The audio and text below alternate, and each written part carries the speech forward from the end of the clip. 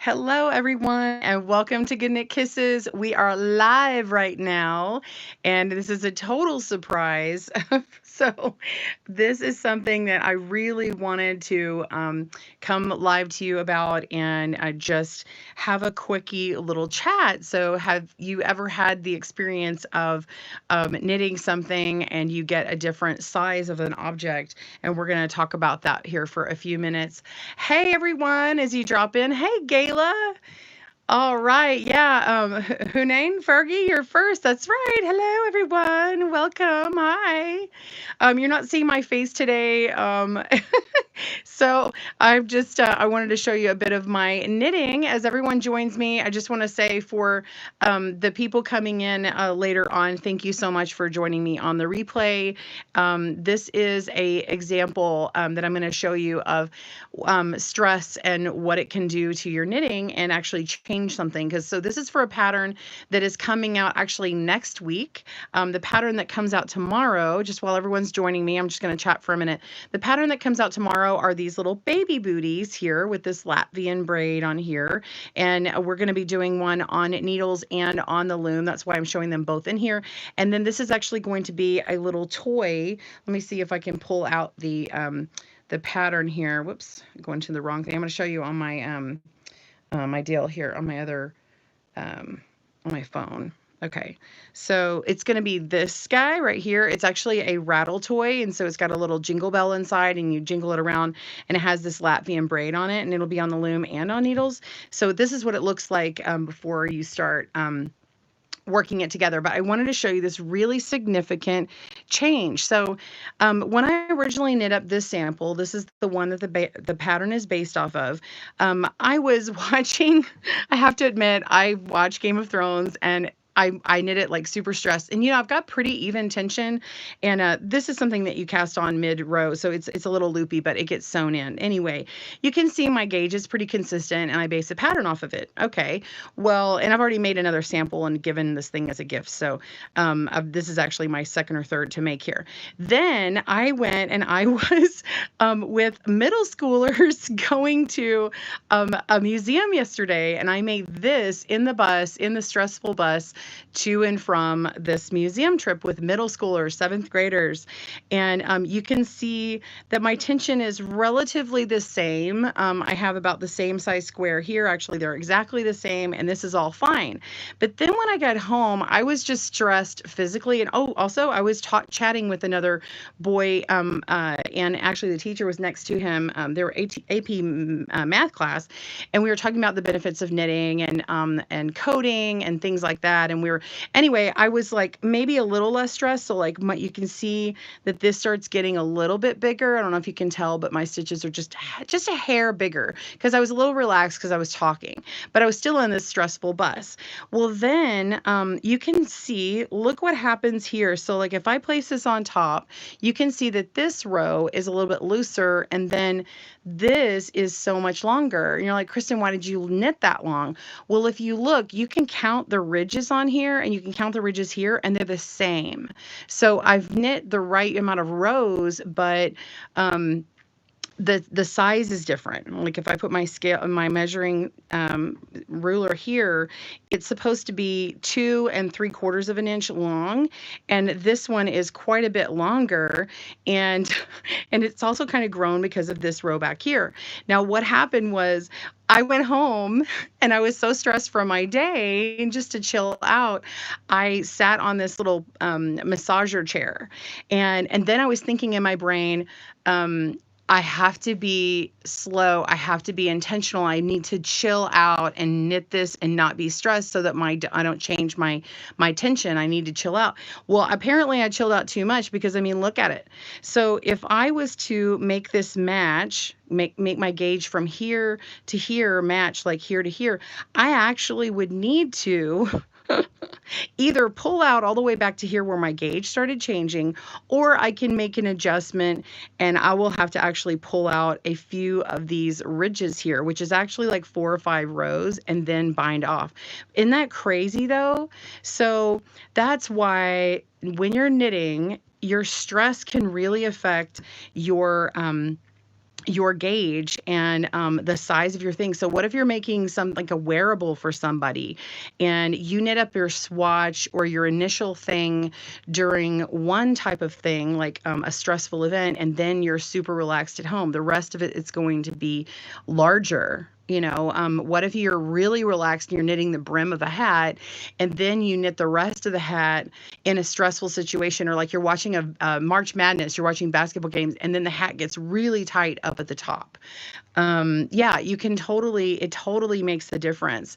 And so I just wanted to chat about that for a few minutes. Let me see if we have any questions. You guys can ask me questions, is totally fine. Just so you know, if you did jump in later, I'm chatting about this rattle toy that I'm going to be doing next week. You're actually seeing something super early. But tomorrow, these baby booties come out in 3 sizes. So we actually have the small and the medium and then the large. This pattern does come out tomorrow at 2 p.m. Central. Let me scroll and through and say hi to everyone. Hey, Zane, I see you. Hey, Tracy and Martha and Cheryl. Hey, Mia. Hi. And Deborah in Mexico. Hey, everyone. Hey, Gayla again. Hi, Maurice and Sylvia. Oh, Sylvia says, how many stitches do you use? Well, you'll end up getting this pattern. It just depends upon the size you want, especially for these baby booties. But for this one, you actually end up with about 50 stitches for the needle one, but it's actually going to be a little bit less for the loom one. And actually, I'll show you a bit about gauge here, this little bonus. This is actually the one that I was working on for the loom, and I need 11 inches here, and I actually knit this up, and I've got like 4 stitches too much. So this is the same pattern, and if I knit it the same way over here, I'm not going to be able to fold this up and do what I need to do. This is actually going to be kind of a square here. We're making a cube, and it's going to fold over and overlap, and it's not supposed to do that. I've done a provisional bind out, that's why you're seeing this. But anyway, if you've never seen this before, this is a Latvian braid, and it's actually just a very small portion of a Latvian braid, and you can see how it bumps up on top. Okay, you can probably see it really good in these little slipper type booties. And so that's what this pattern is going to be. I did a half Latvian braid, and we did it on the knitting loom and on the needles. So there's actually going to be 2 patterns that come out tomorrow and 4 videos. You're going to see a left and right video for the needle version and a left and right video for the loom knit version on the booties. And then next week you will see this toy, and we'll go over it. And because of all the kind of movement around, I'm going to talk more through this pattern, but you're going to get all the Latvian stuff tomorrow. So, and of course, if you're watching the replay later, then just head on over to those links and I'll try and add them later. Let me see if we have any other questions. Let's see. Oh, I missed a couple of things. Hey, Alicia. Oh, okay. I'm knitting a sweater for myself, Sylvia says. That's awesome. Oh, and study for an exam. Well, good luck. Thank you so much, Caroline, about the baby booties. Another knitting channel uploaded. I'm still going to watch this. Well, thank you. Hey, Mia, thank you. Hey, Luma Hat. Thank you so much, Denise. I really appreciate that. Yeah, so these are the fold over baby booties, and then I've added this extra color in this Latvian braid. So you'll see on the loom tomorrow, you have to do it very differently than you would do on the needles. And I have actually an easier way to do it on the needles because I'm only doing the half Latvian braid. But I think once you learn how to do it on the loom, you'll be able to kind of dive into a few other patterns and everything. Anyway, and I just noticed a mistake. That's hilarious. I just noticed something. I pulled the yarn different. I just saw it. I just noticed it. Anyway, this is my master sample. So anyway, I was just showing you how your gauge can change. So be sure and watch the beginning of the video if you missed it, and you can see how the same amount of rows it's longer here than here. You can see how my stitches are really nice and tight and consistent on this one, and then oops, and then on this one it's a little bit more elongated. Look at that. Isn't that crazy? So thank you so much, Peggy. And if you guys are wondering why they have icons, those are our VIP. They're members of the GoodKnit Kisses channel, and we get like these really cool little icons and everything. And then you'll get the patterns for free. And we send out the patterns usually the day before, sometimes the day of the pattern release. But you get them for free in your inbox instead of just seeing them on the website. You actually get a PDF. So they get lots of extra little perks. Let me see if I missed any notes. Hey everyone. Yeah, I think Maribel, I think the baby booties are easy to make. They're really easy to make on the needles.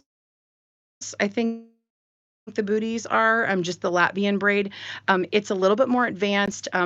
Uh, if you're not as used to color working on the loom, it takes a little bit more getting used to, but it's only one row where you have to make this little rope design. And so I think it's certainly doable, but I would say that someone who is extremely new needs to go ahead and learn how to knit and purl first, and learn how to obviously cast on and bind off. But you can certainly do it, and especially with the video, you'll be able to get it done. So I think no problem at all. Thank you so much, Mia. She loves it. Thank you, Tar Needles 47. She says, I like those. Thanks, Gayla. Yeah, thanks, Peggy. So the Latvian braid's cool looking. Looking forward to tomorrow. I'm so glad you guys like it.